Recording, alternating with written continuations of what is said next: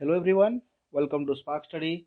In this video, we'll study about some different tools or technique to understand whether the system is stable or unstable. So for stability analysis, we just try to know that how many poles are there how many closed loop poles are there in the right hand side of the S plane, and if there is at least any single pole available at the RHP or right hand side of the S plane, then it is confirmed that the system is unstable.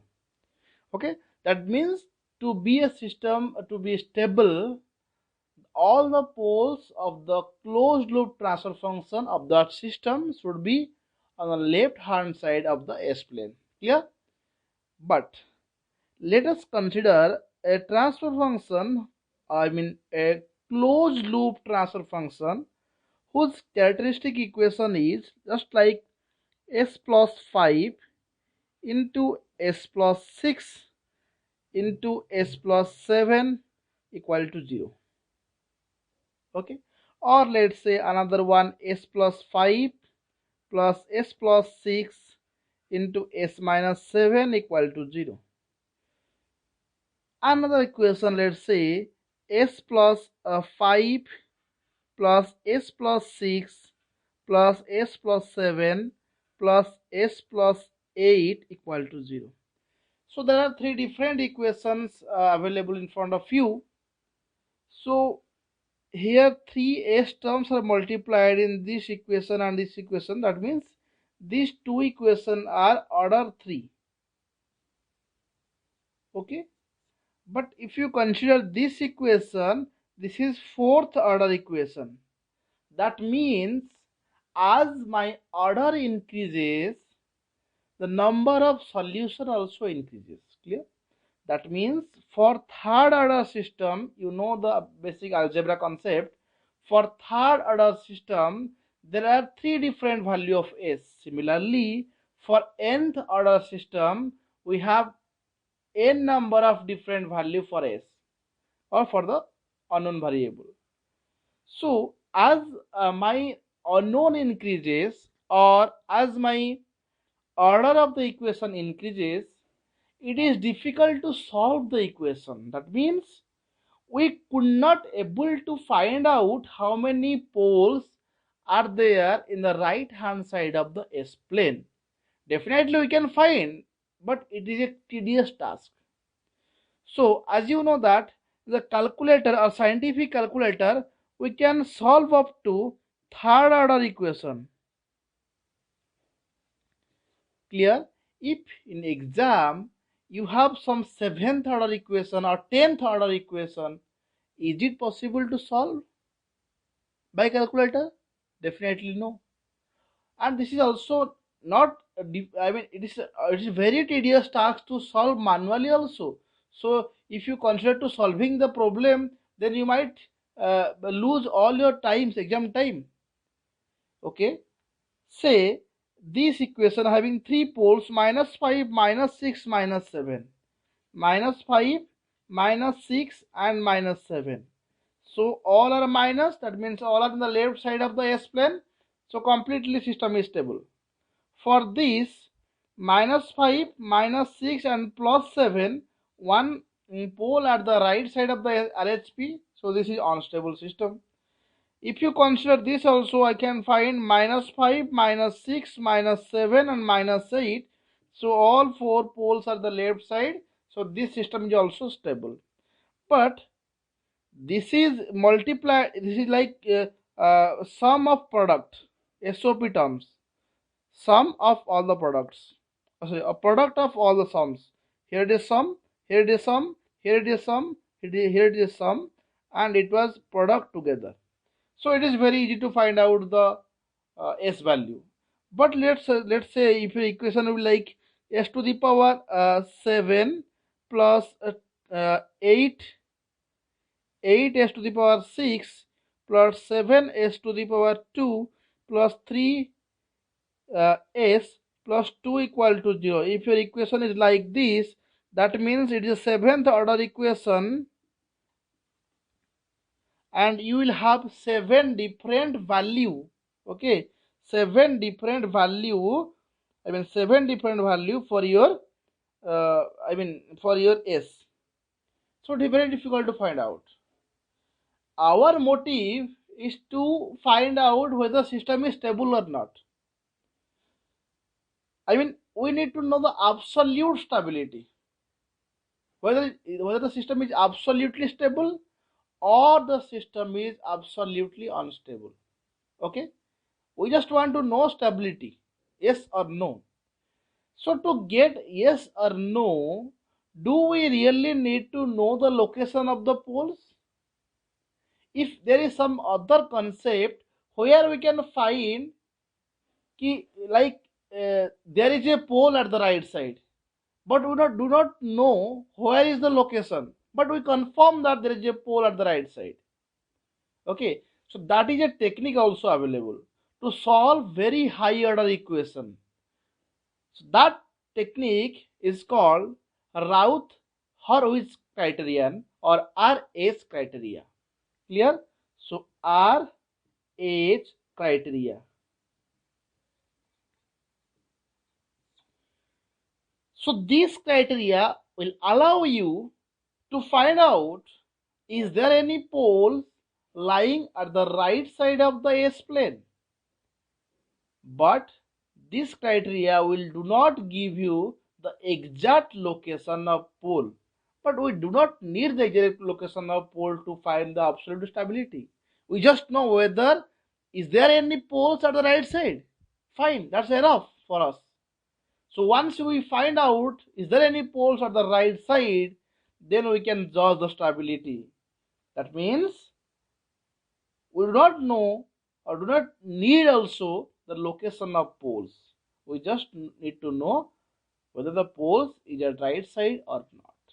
So let us study the RS criteria clearly.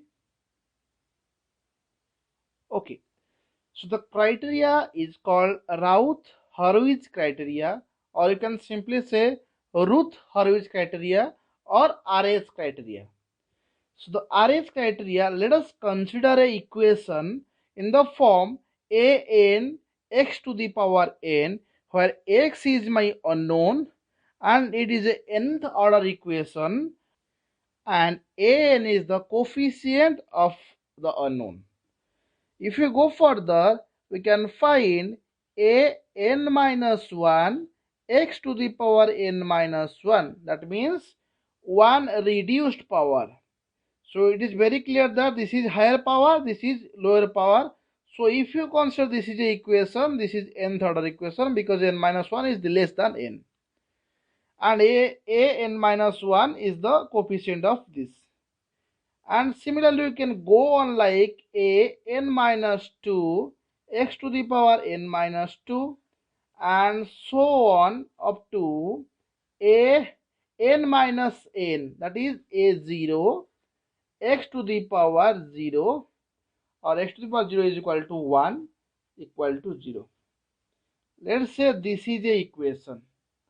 Okay, we'll study exactly how this equation in mathematical form, but to just want to know you, make you understanding the formulation of the table or RS table. I just consider general equation.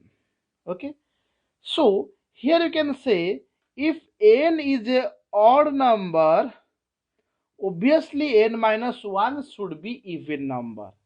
Similarly, n minus 2 should be odd number and n minus 3 should be even number. So you know it is very clearly. Let's say n is equal to 5.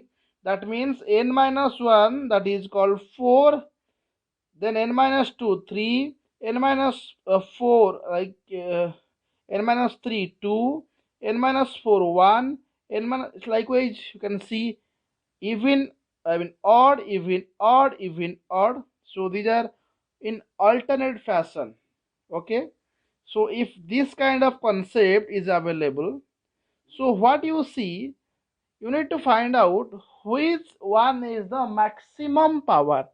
So you may not get the question in orderly, your order might be changed here and there. So you need to reorder from descending, I mean higher order to lower order.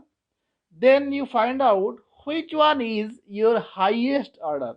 The highest order is might be a odd number or even number. As I told you, n is a unknown, so n might be a odd number or it may be a even number.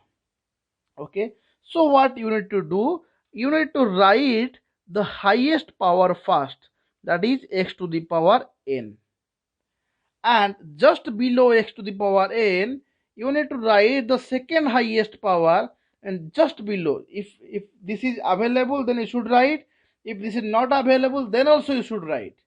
Okay, that means x to the power n minus 1, and put a straight line like this. Clear?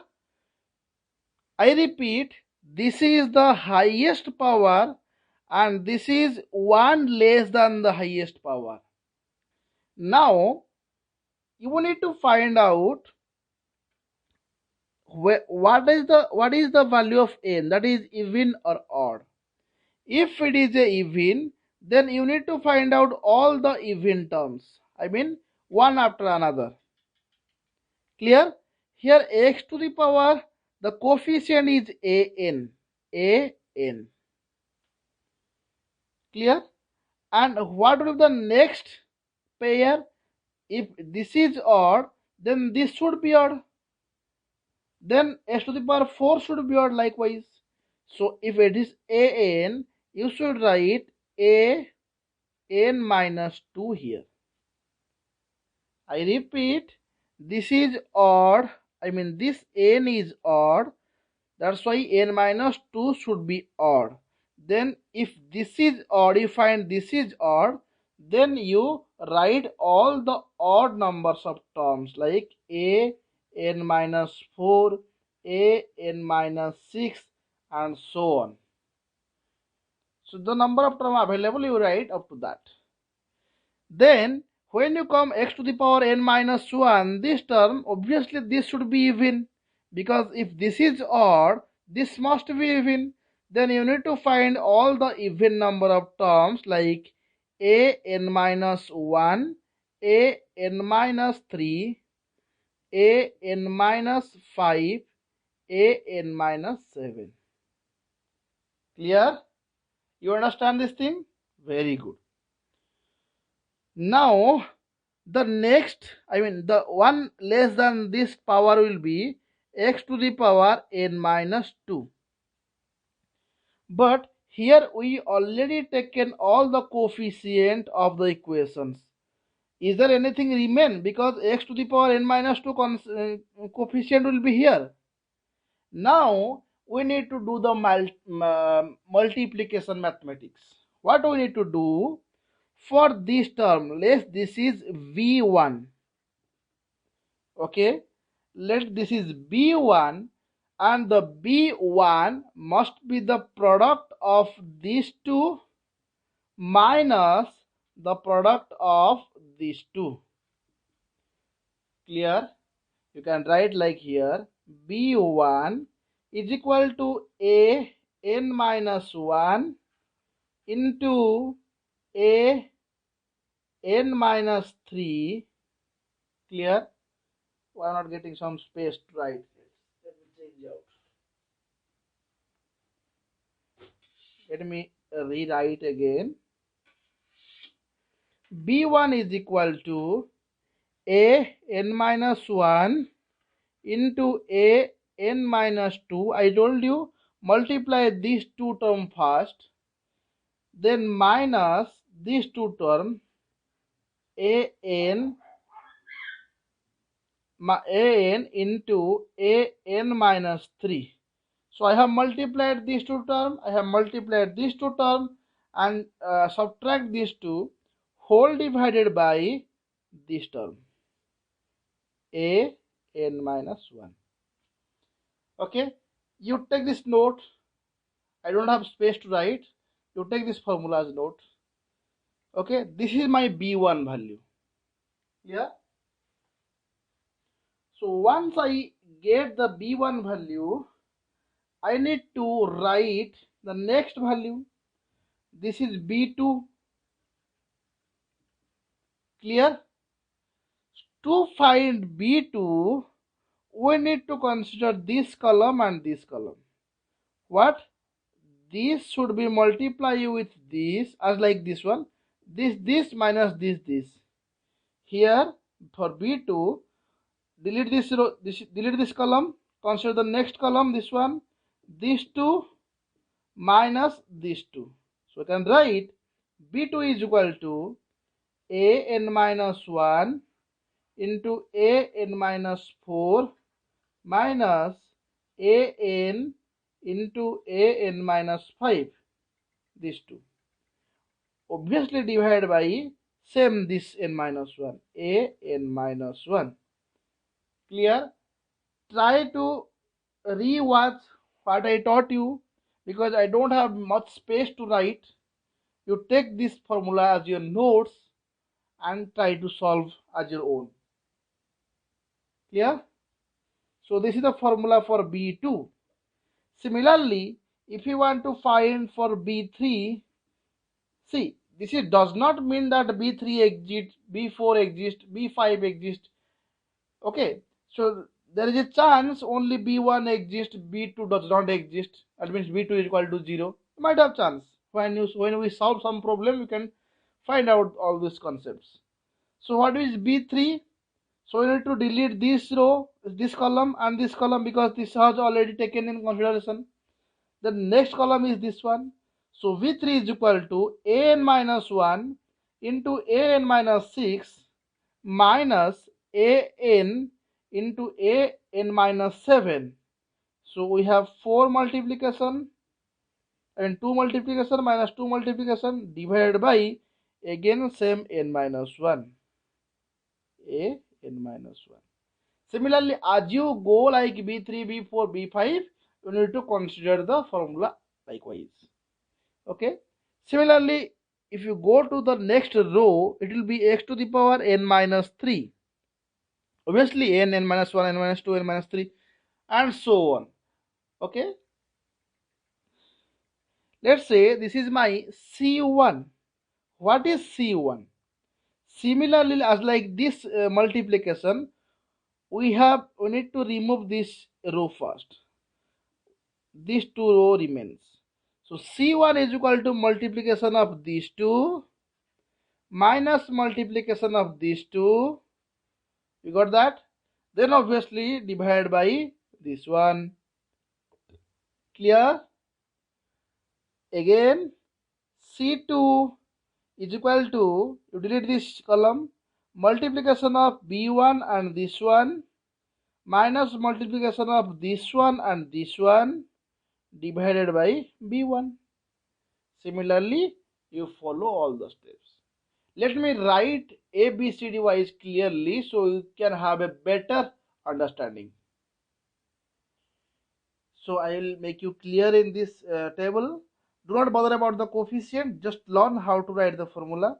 So here I have written all the highest powers in the descending order: x cube, x square, x1, x to the power 0, or you can write x to the power n, x to the power n minus 1, x to the power n minus 2, and x to the power n minus 3, and likewise.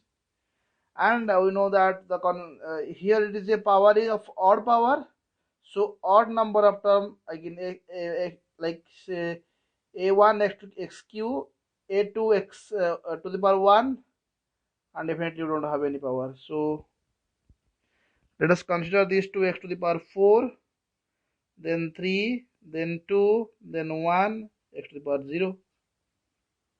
Okay, likewise. So this is 4 means even number. So this is a1 x to the power 4, a2 x to the power 2, and a3 x to the power 0. And here x cube, so you don't have this one because x cube means here b1 x cube and b2 x to the power 1, and no more term because 0 is already finished here. Okay, so how to write this C1? C1 is equal to b1, I told multiply these two, b1 a2 minus multiply these two, a1 b2 divided by this one b1. Clear? Similarly, this is the first column. For second column, this is second column, okay? C2. For C2, multiply these two, B1A3, B1A3 minus A1, this is 0. So A1 into 0, this is 0, divided by again B1. So this term becomes B1A3 by B1 only. B1A3 by B1. So B1 cancel. The remaining term will be only A3. So C2 becomes A3. So it is very clear now. If there is no term here, so we'll remains with only this term. Okay. B1 A3 minus A1 into 0 divided by B1. So only A3 remains. Similarly, if you go for D1, D1 will be this term into B2.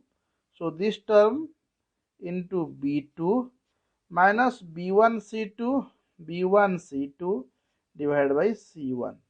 Okay. So if you try to work this formula in your notebook again and again, you will understand exactly how the flow is. Clear? So unless otherwise we study some problem, it is very difficult for you to understand. So after learning how to design or create this table with the formula, we come to know that this table is called a Routh table, or this way of solving is called a Routh Horowitz criteria or RH criteria. Now you can ask me, sir, we have designed the table, but how do we know that how many poles are there in the right side of the S plane? So in this side, how many poles are actually available? So the point to be noted here, the number of sign chains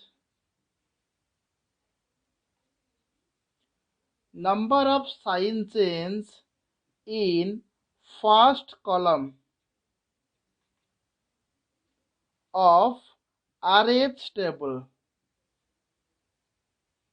equal to number of pole at RHP, right hand of the S plane. So I repeat, the number of sign chains in first column of RH table.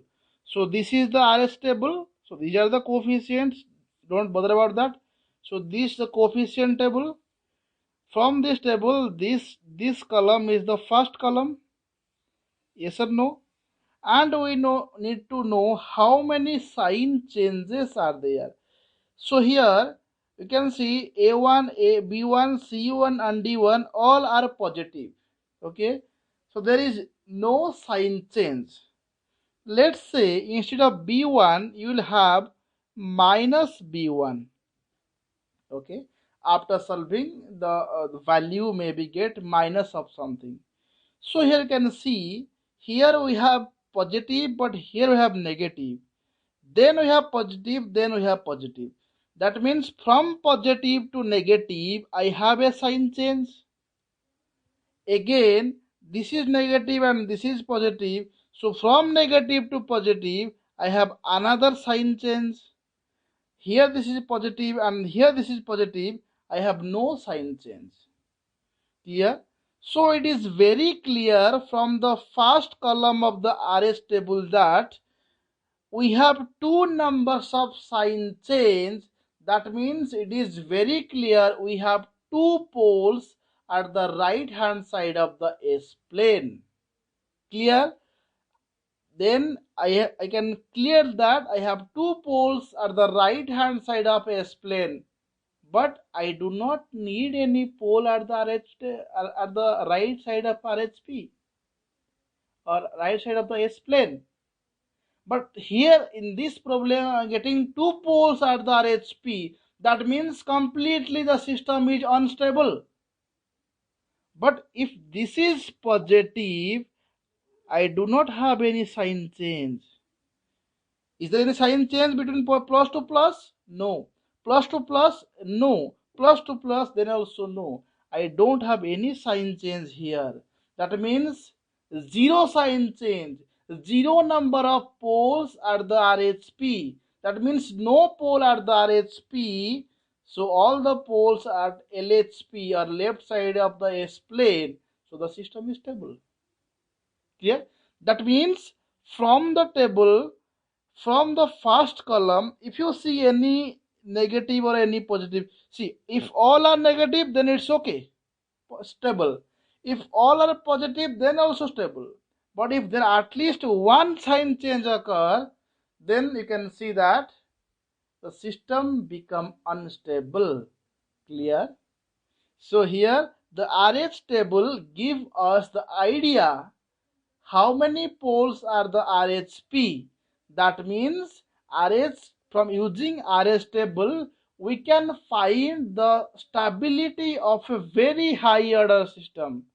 But we could not able to predict the exact location of the poles. Clear? Yes. So let's study a simple example so that you can understand about the RH criteria. Let's solve a problem. Uh, the problem is given. This is the auxiliary equation of closed loop control system. I repeat, RH criteria is applicable for the closed loop system, CLTF, closed loop transfer function. Remember, this is very important. RH criteria can be applicable for closed loop transfer function, and this is the denominator of the closed loop transfer function. That is why this is called auxiliary equation. And from the auxiliary equation we can see 10 s to the power 0, 5 s to the power 1, 3 s2, then 1 s to the power 3, then 2 s to the power 4. So highest power is 4. If you try to solve the value of s, I can get 4 different value of s. That means it is very tedious task to find the value of s, so that I can use the RH criteria to find the stability. Here the highest power of S is 4. So to solve this RH table, let me first create the RH table. So I need to write the highest power of S, that is S to the power 4, and second highest will be SQ. Clear? Obviously the first power will be even number, so I will need to find out where the even numbers are. I can see here one even number, then here, then here. So these are the even numbers because s here s to the power 0 is there. So the coefficient should be 2. Here I can get 3 and here I can get 10. Clear how to write? So this is the coefficient of the even terms. Then SQ is the odd term, this one. And what are the odd terms available? This one also. S to the power 1 is odd, 1 is odd, 3 is odd. So I can write 1 and 5 here. So there are no odd terms available after S to the power 0. So this is blank, or simply you can put a cross mark, or if necessary then you can put 0. So this is very useful for your calculation. And then this is s to the power 4, s to the power 3, then you can go for a square. And what are the coefficient here? Because we have already written all the coefficient, so you need to find out the coefficient here after calculation. So I told you how to find this one into this one, that is 1 into 3, 1 into 3 minus this one into this one, 2 into 5, 2 into 5 divided by 1. So 3 minus 10 by 1, this is called minus 7. Clear? Then to find this, what I need to do? 1 into 10, 1 into 10 minus 2 into 0, that is 0, divided by 1. So this is 10. Clear? Similarly, we can find s to the power 1. How to find minus 7 into 5, that is minus 35, minus 10 into 1, minus 10, so this is minus 45, divided by minus 7, so minus by minus is plus, and the value will be 45 divided by 7 is equal to 6.4. 6.4. And for this, what I need to do, this is 0, this is also 0, so whatever into 0 is equal to 0, 0 minus 0 divided by whatever, so this is 0. Then s to the power 0, how to find out? This into this, 6.4 into 10, that is 64, divided by 0 by 6.4, this is 10. Okay, so I just found out the RH table. Once you find out the RH table, then you need just to consider the first column. So this is my first column, and this is the point of attraction. And you can see 2 is plus, 1 is plus, 7 is minus, 6.4 is plus, 10 is plus. So I can see there is no sign change here, but there is sign change over here, plus to minus. Then another sign change, minus to plus over here. Then plus to plus, no sign change. So I can see two number of sign change. That means two poles or two closed loop poles at RHP, right hand of S plane. I told you at least one pole is sufficient to make the system unstable if it is present in the right side of the S plane. Here it is two poles. That means it is very clear that the system is unstable. Clear? So without knowing the location of poles, you can predict the system is absolutely stable or absolutely unstable. So this is the way to solve RH criteria or Routh-Hurwitz criteria. In the next video, we will study in details if there is a unknown in between this value. That means for what value of k, let's say here you can write 2k s to the power 4.